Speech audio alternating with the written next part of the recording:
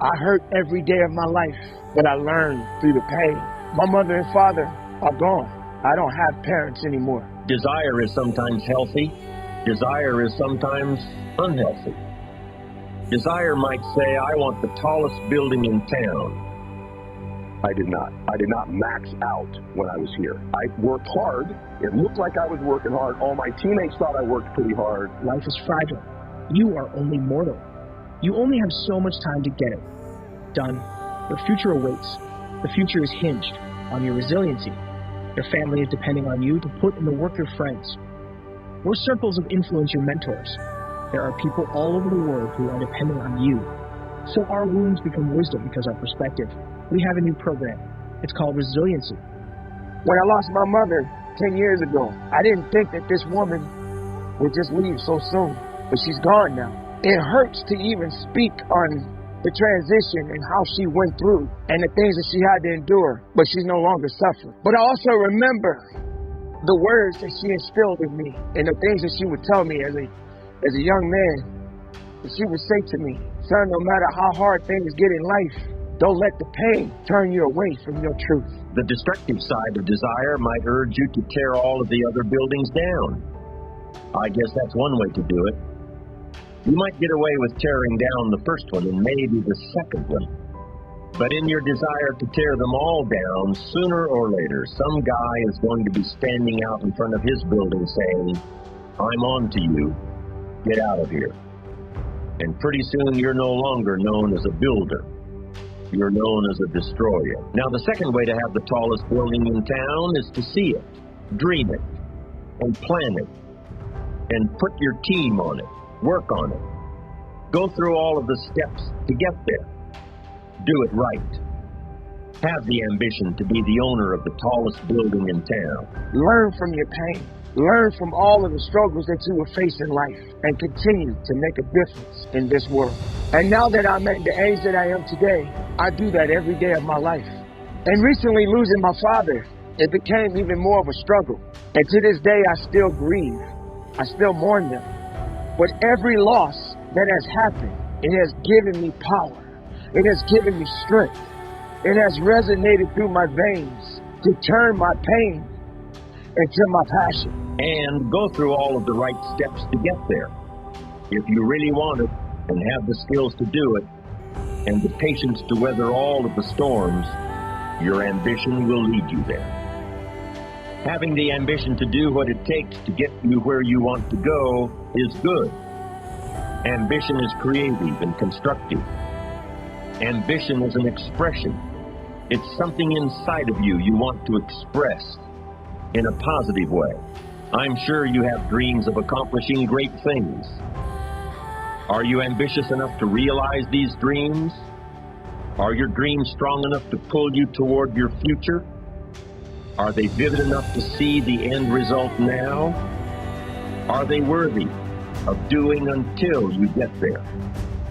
What are your reasons for creating these dreams? Reasons vary from person to person. What can I accomplish in the rain who cannot become in the rain what can I build? Under these conditions, resilience is based on compassion for ourselves as well as compassion for others. When we tackle obstacles, when we face adversity and conflict, it is only then that we find hidden reserves of courage and resilience we didn't even know we had. So I need you to put in 1,000% every single day. Get hungry, stay hungry. My parents were pretty convinced I was giving it every had, but I knew in my gut there was another level I could have been at that I never went to, and I don't know why I didn't. I don't know if it's because I thought, hey, if I leave a little bit in reserve, then I won't be so disappointed if I don't get drafted. I don't know what it was, but when I was here, I did not max out my time here. I was a little bit too cool. I was too into other things when I was here. I was a pretty good player. I wasn't a great player, but I was a good enough player that I should have played at the next level. And here's the other thing. My teammates and I were better than our record. Okay, I'm 47 years old. I regret it every single month of my life. Listen to what I'm telling you. You will not get these 4 years back. If you have 4 years here or you have 1 year left, that's all you're going to get playing here. I'm telling you. And if you do not want to be like me, because I look like I got a great life, I will carry with me till I'm dead, knowing that when I was here at this school, okay? Those times when you get up early and you work hard, those times when you stay up late and you work hard, Those times when you don't feel like working, you're too tired, you don't want to push yourself, but you do it anyway. That is actually the dream. That's the dream. It's not the destination, it's the journey. And if you guys can understand that, then what you'll see happen is that you won't accomplish your dreams. Your dreams won't come true. Something greater will. It's an amazing thing about passion. If you love something, if you have a strong passion for something, you would go to the extreme to try to understand or try to get it. Whatever you have a love for, you got to walk, you will go get it. I'm talking to that football team, I'm talking to that baseball team, that basketball team, I'm talking to that fighter, talking to that track star, I'm talking to that athlete, I'm talking to that student, I'm talking to the person who failed the exam over and over and over again. I'm talking to that individual who feels as though all hope is lost. It feels as though they gave it their all. If you were still alive, you've got something left. You still think. I gave it about 99% of what I had.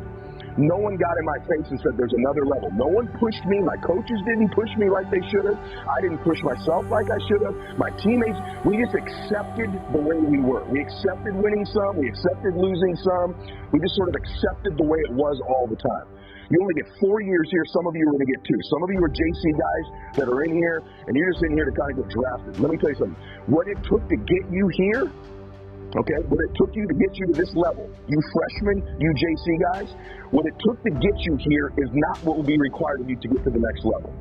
Whether the next level is professional ball or just being the best possible player you could be. What it took you to do well last season will not be what it requires you this season. There's got to be more. No one told me this. No one ever told me when I was here that what I did my sophomore year was not enough for my junior year. No one ever told me any of this stuff, right? And so now, as an outwardly, supposedly successful person, these years haunt me when I was here.